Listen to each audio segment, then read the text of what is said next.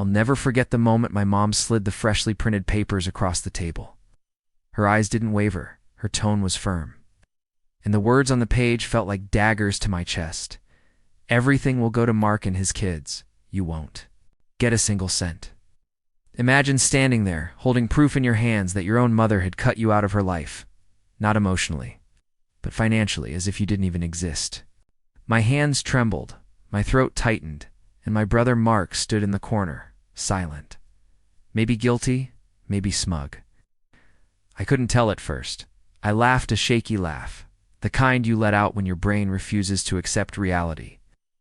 This had to be some twisted joke, but the look on her face told me the truth. This was no joke. To understand this moment, you need to understand my relationship with Mark. He's my older brother, the golden child. If Mark brought home a school project, the whole world paused to admire it. If I brought home a great grade, my parents would nod and ask if I could do even better next time. Over the years, that favoritism carved a canyon between us. Mark was showered with praise, help, and attention. Meanwhile, I learned how to quietly survive in the shadow. At the time we were adults, Mark had the big family, the steady job, the home with the white picket fence. I had chosen a different path, working odd jobs, traveling when I could, and trying to carve a creative career for myself. My mom never really understood my choices. She'd ask, "When are you going to settle down? Why can't you be more like Mark?" Those words cut deeper than she realized, and now, staring at this will, realized those judgments had grown into something concrete. Everything she owned, everything she'd built, all of it designated for him and his kids. I couldn't. "Stay silent," I asked, almost stammering. "Why, Mom? Why would you write me out of your will completely? Do you really think I don't deserve anything?" Her answer was like ice water spilled over me. "Mark has a family to take care of, children who need a future. You've always chosen your own way. You'll be fine. You don't need my help." The logic wasn't just flawed, it was cruel. Yes, Mark had kids, but did that mean my life, my struggles, my worth were invisible? Tension rose in the room like a storm. Mark finally spoke awkwardly.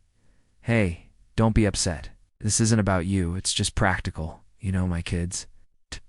His words only made it worse. Practical.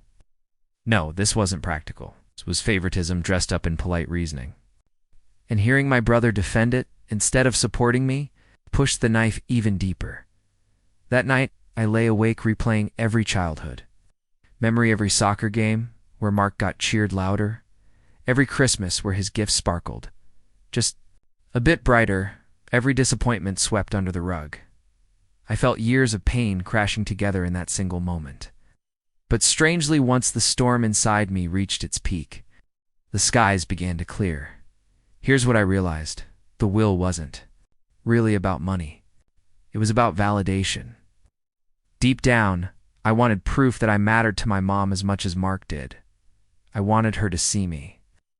But if she hadn't all these years, a document on legal paper wasn't going to fix that. The next day, I had a quietly defiant moment. I walked into the kitchen, looked at her and said, "Keep the will as it is, if that's what you want. But don't think for a second you've erased me. I may not be in your will, but I will live a life so full, so rich, that no amount of inheritance could compare. And unlike money, my life won't run out." For once, my mom flinched not with anger, but with something else. Maybe she realized I wasn't begging anymore. Months have passed since that day. The will still stands the same way. Mark still has his secure family life. Nothing there has changed. But the difference lies in me. Instead of letting bitterness rot inside me, I've chosen to grow stronger. I've thrown myself into building my own future. May not look like my brother's, but that doesn't make it lesser. It makes it mine.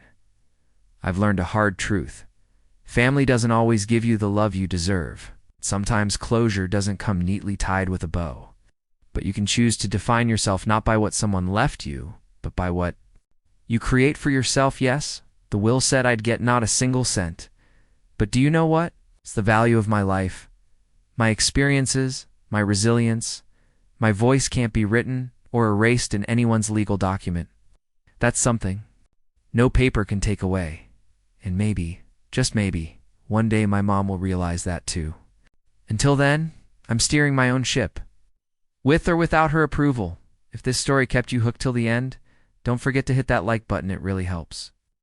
And if you love stories filled with twists, emotions, and lessons, make sure to subscribe and ring that little bell so you'll never miss the next one. Thanks for being here, and I'll see you in the next story.